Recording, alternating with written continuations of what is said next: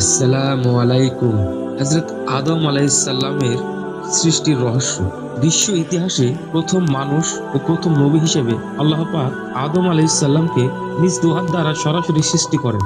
সূরা সদ আয়াত ৩৮ থেকে ৭৫। মাটির সকল উপাদানের সার নির্যাস একত্রিত করে আঠালো ও পোড়ামাটির ন্যায় শুষ্ক মাটির তৈরি সুন্দরতম অবয়বে রূহ ফুঁকে দিয়ে আল্লাহ আদম আলাইহিস সালামকে সৃষ্টি করেন। সূরা মুমিন আয়াত ২৩ থেকে ১২, সূরা সাফফাত আয়াত ৩৭ থেকে ১১।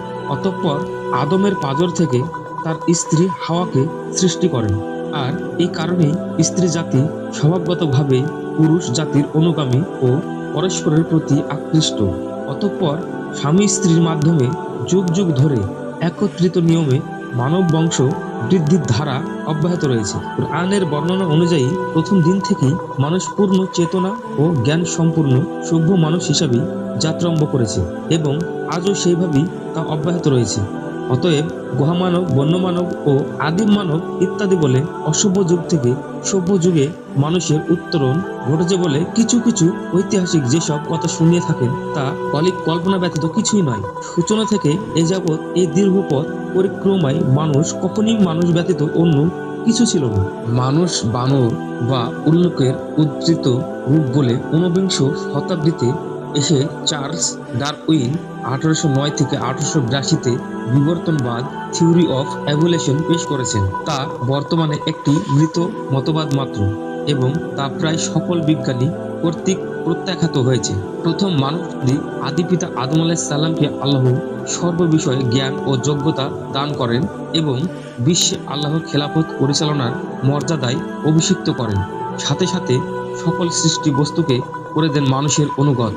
সূরা লোকমান আয়াত ৩১ থেকে ২০ ও সবকিছুর উপরে দেন মানুষের শ্রেষ্ঠত্ব। সূরা ইসরা ১৭ থেকে ৭০। আর সেই কারণে জিন, ফেরেশতা সবাইকে মানুষের মর্যাদার প্রতি সম্মান প্রদর্শনের জন্য আদম আলাইহিস সালামকে সিজদা করার আদেশ দেন। সবাই সেই নির্দেশ মেনে নিয়েছিল, কিন্তু ইবলিস অহংকার করে বসে।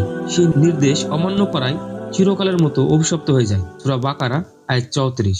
অথচ সে ছিল বড় আলেম ও ইবাদত গুজার। সে কারণে জিন জাতির হওয়া সত্ত্বেও সে ফেরেশতাদের সঙ্গে বসবাস করার অনুমতি পেয়েছিল ও তাদের নেতা হয়েছিল। কিন্তু আদমের উচ্চ মর্যাদা দেখে সে ঈর্ষাকাতর হয়ে পড়ে, ফলে অহংকার বসে।